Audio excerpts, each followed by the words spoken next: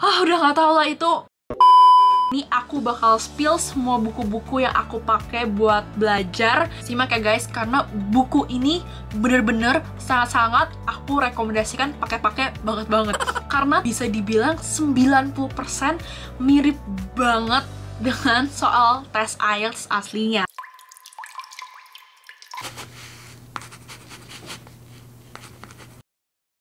Wow, zimzalabim. Hai guys, kembali lagi bersama aku, Leonie, di YouTube channelku. Jadi pada video kali ini, aku mau cerita dan memberikan sedikit tips kepada teman-teman semua tentang pengalamanku dan kenekatanku belajar IELTS secara otodidak. Dan gak ketinggalan, aku juga bakal share tentang buku-buku apa aja sih yang aku pakai selama belajar IELTS ini sendiri. Nah, pada video sebelumnya aku udah bahas terkait pertimbangan-pertimbangan aku untuk belajar IELTS, sampai akhirnya aku memutuskan untuk nekat aja belajar IELTS secara otodidak. Dan bisa dibilang aku tuh adalah orang yang telat banget belajar IELTS karena cuma punya waktu 2 bulan doang untuk preparation IELTS ini, beserta dokumen-dokumen kuliah lainnya seperti recommendation letter, essay, transkrip nilai, dan kawan-kawannya. Sedangkan teman-teman aku yang lain udah pada belajar IELTS dari awal tahun 2020 dan bahkan udah ada yang ambil tes IELTS itu sendiri.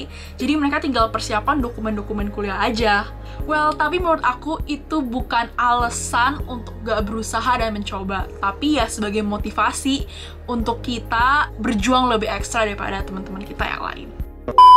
Menurutku telat belajar IELTS tuh ada keuntungannya juga loh guys. Jadi kayak kita tuh bisa nanya ke teman-teman kita yang udah belajar ataupun yang udah tes IELTS tuh, kira-kira soalnya kayak gimana sih, tesnya tuh gimana, dan ada saran atau rekomendasi nggak belajarnya ini harus dari mana aja. Jujur aja ya guys, awal-awal belajar IELTS tuh aku beneran ngeblank banget. Aku nggak tahu bentuk tesnya gimana, terus yang diujikan tuh apa aja tuh aku nggak tahu detailnya tuh gimana. Cuman aku sempat dengar dari teman-teman aku kalau misalkan bagian writing dan speaking itu adalah bagian yang bisa dibilang paling susah di IELTS karena penilaian itu subjektif kan.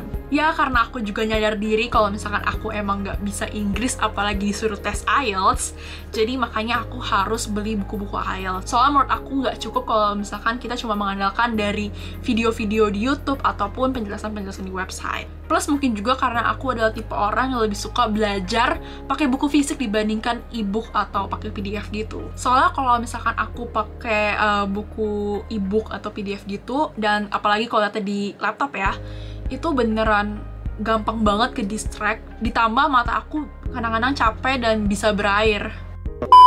Akhirnya setelah nanya teman, literal itu kayaknya semua orang ya, akhirnya aku beli buku IELTS. Itu totalnya ada 6 buku, dan di video kali ini aku bakal spill semua buku-buku yang aku pakai buat belajar, plus aku bakal kasih reviewnya kepada teman-teman semua. Jadi buat kalian yang penasaran, tonton videonya sampai habis ya. Oke, jadi seperti yang udah aku bilang sebelumnya, aku tuh beli total 6 buku nih, buku-bukunya. Tapi di sini cuma ada 3 karena 3 buku lainnya udah aku kasih ke teman-teman aku yang pengen belajar IELTS secara otodidak juga.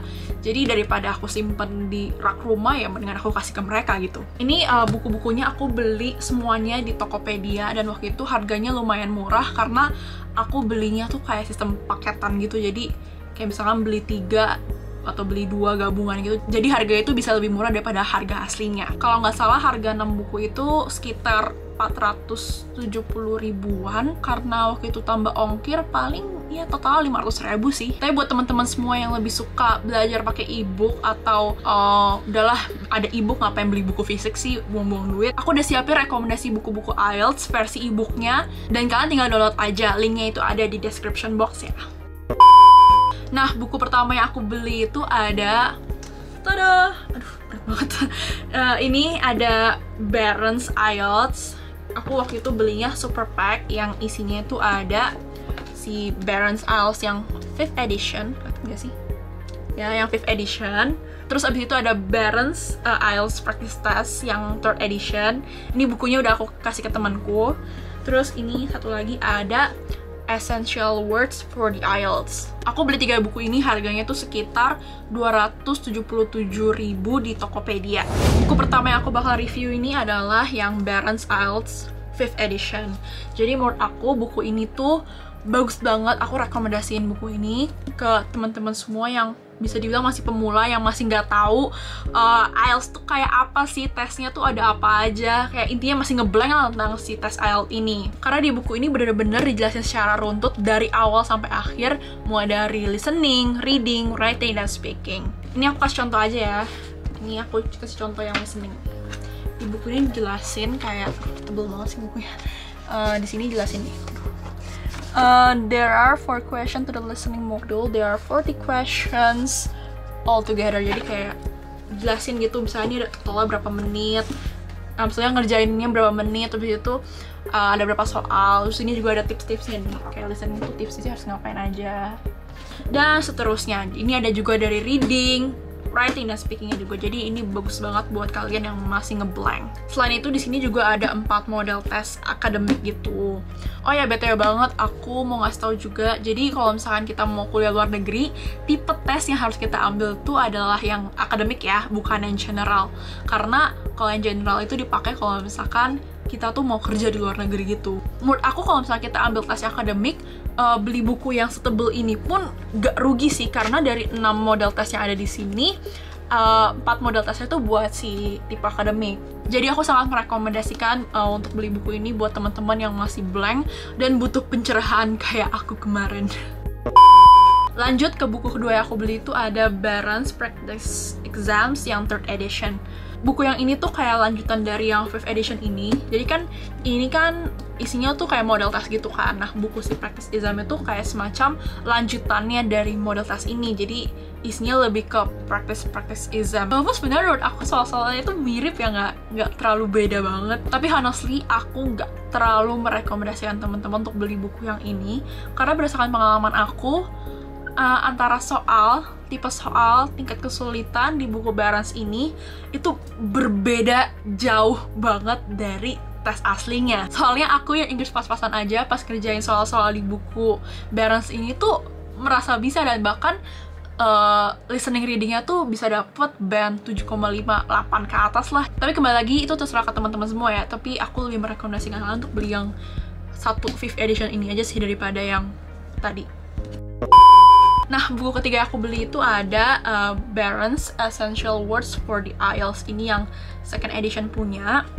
Jadi menurut aku buku ini tuh bagus banget kalau misalkan kita mau memperdalam dan memperbanyak vocab-vocab bahasa Inggris, terutama vocab-vocab akademis ya, yang biasa itu dipakai di IELTS. Gak cuma dipakai buat writing doang, tapi vocab-vocab ini tuh bisa aja muncul atau bisa dipakai di bagian listening, reading, dan speakingnya juga. Nah, sistem di buku ini tuh kayak ada topik-topik dan bab-bab gitu nih, kayak gini. Jadi misalkan ini di unit 3 tuh ada transportation. Berarti bab 3 ini tuh isinya vocab-vocab tentang berkaitan dengan transportation. Ini aku kasih contoh aja ya, misalkan di unit 3 transportation nih. Nah, vocab-vocabnya tuh kayak misalkan tricky, chaos, vulnerable, disaster, portable, innovation, illuminator, knot, dan lain-lainnya. Pokoknya intinya di bab 3 tuh isinya tuh vocab-vocab tentang transportation lah. Dan di sini juga ada kayak bacaan-bacaannya tuh, kayak misalkan vocab-vocab ini tuh dipakai di kayak gimana sih contohnya. Dan jujur aku terbantu banget sih sama buku ini, karena ya bisa dibilang vocabku di bawah rata-rata. Tapi kalau kalian merasa skill vocab kalian sudah tingkat dewa, skip saja buku ini. Oke, lanjut ke buku selanjutnya ya. Simak ya guys, karena buku ini bener-bener sangat-sangat aku rekomendasikan pakai banget.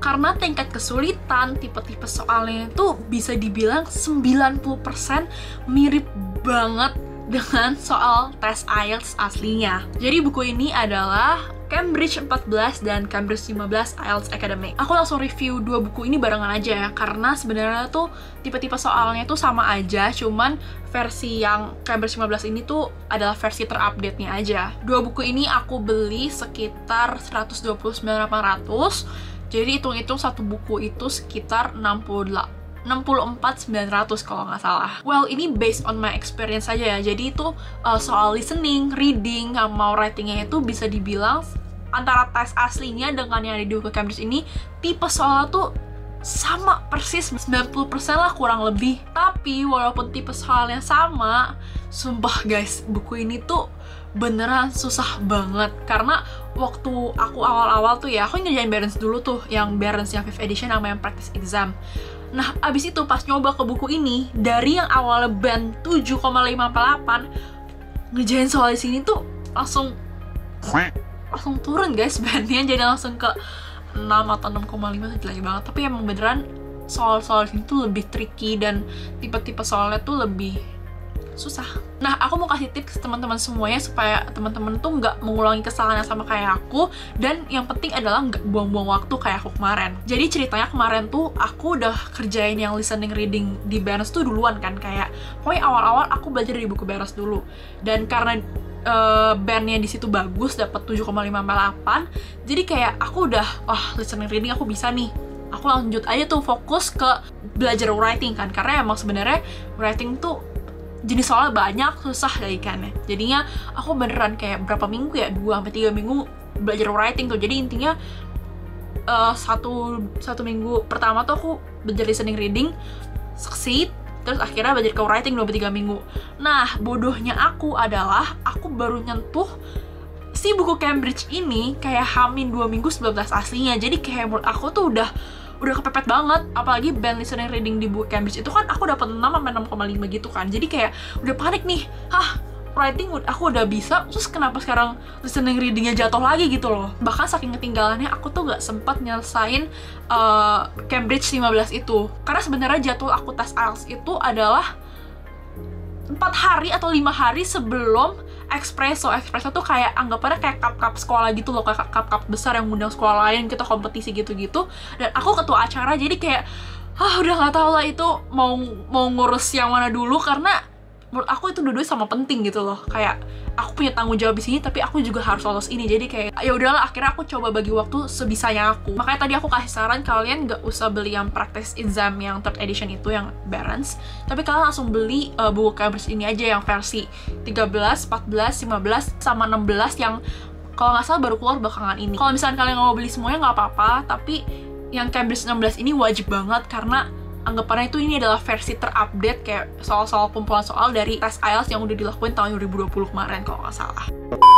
Oke, dan buku terakhir yang aku beli itu ada si buku ini. Ini ada Master Kata-Kata Akademis Bahasa Inggris. Ini sama juga aku belinya di Tokopedia. Harganya itu sekitar 47.300. Aku dapat rekomendasi buku ini tuh dari teman aku yang ikutan les IELTS, dan katanya tuh buku ini beneran bagus banget buat memperbanyak dan memperdalam kosakata akademis. Nah, bedanya apa sama buku yang ini nih? Kalau yang ini tuh lebih ke vocab-vocab yang ada topik-topiknya gitu, kayak misalkan transportation, leisure time, health, internet, social media gitu-gitu. Nah, kalau yang ini tuh lebih kayak secara general aja, kayak misalkan kita mau nulis writing nih. Terus biasanya kan kalau misalkan kita bilang makan, kan kita biasanya pakainya kata-katanya to eat kan. Nah, di sini tuh kayak ada kata-kata baru kayak consume. Jadi supaya kalian tuh nggak menggunakan kata-kata yang berulang di writing kalian. Jadi ini benar bisa ngebantu banget buat naikin band writing kita. Ya udah deh, pas aku tahu akhirnya aku beli buku ini nih. Dan ternyata bener emang banyak banget vocab-vocab baru, kayak misalkan aku juga baru tahu ada kata derive. Ya emang mohon maaf aja ya.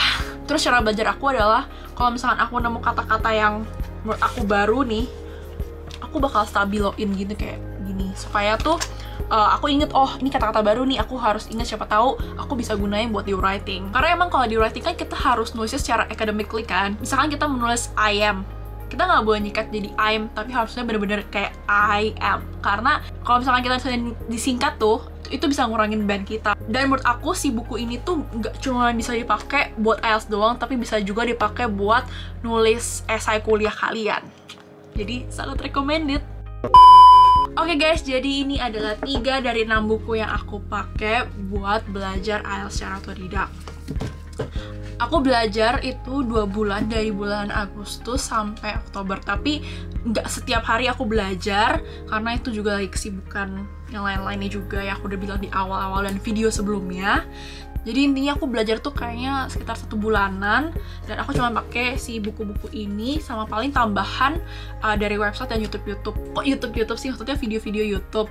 buat si writing sama speakingnya. Soalnya menurut aku kalau misalnya belajar dari buku doang tuh nggak cukup, karena writing kan subjektif kan, speaking juga subjektif. Jadi kayak aku harus lihat tips-tips dari video-video orang. Ya walaupun aku nggak jago Inggris, terus belajar IELTS ini juga nggak terlalu lama, tapi terima kasih ya Tuhan karena aku masih bisa lolos IELTS. Ya walaupun nilainya nilai standar, tapi setidaknya nilai itu bisa aku gunain buat apply kuliah. Sebenarnya asal kita mau berjuang, kita pasti bisa kok. Oh ya, sama aku mau ngingetin kalau misalkan I'm not an expert here, tapi di sini aku ingin berbagi cerita berdasarkan pengalaman yang aku alamin, karena aku tuh juga pernah di posisi kalian guys, di posisi aku harus belajar IELTS, terus nyari-nyari sharing-sharing orang, terus nyari-nyari kuliah, terus nyari-nyari tips-tips tentang kuliah luar negeri. Tapi yang aku alamin pada saat itu adalah susah banget guys nyari video-video orang yang sharing tentang pengalaman mereka apply kuliah luar negeri, kayak gimana prosesnya itu susah banget. Makanya aku buat video ini supaya siapa tahu aku bisa bantu teman-teman semua yang sebenarnya emang pengen banget kuliah luar negeri tapi bingung harus mulai dari mana. Jadi kalau misalnya teman-teman ada pertanyaan atau pengen nanya-nanya sesuatu, boleh banget langsung tulis di kolom komentar. Siapa tahu aku bisa bantu jawab. Oke guys, sekian dari video hari ini. Semoga kalian suka videonya. Dan kalau misalnya kalian ada pertanyaan seputar kuliah luar negeri atau kalian ada request video, boleh banget langsung di drop di kolom komentar. Oh ya, jangan lupa untuk pantengin video aku selanjutnya, karena aku bakal breakdown tipe-tipe soal IELTS berdasarkan pengalaman aku, beserta fakta dan tips-tipsnya di setiap partnya. So, tunggu next videonya ya. Jangan lupa senyum dan semangka. See you next video. Bye-bye.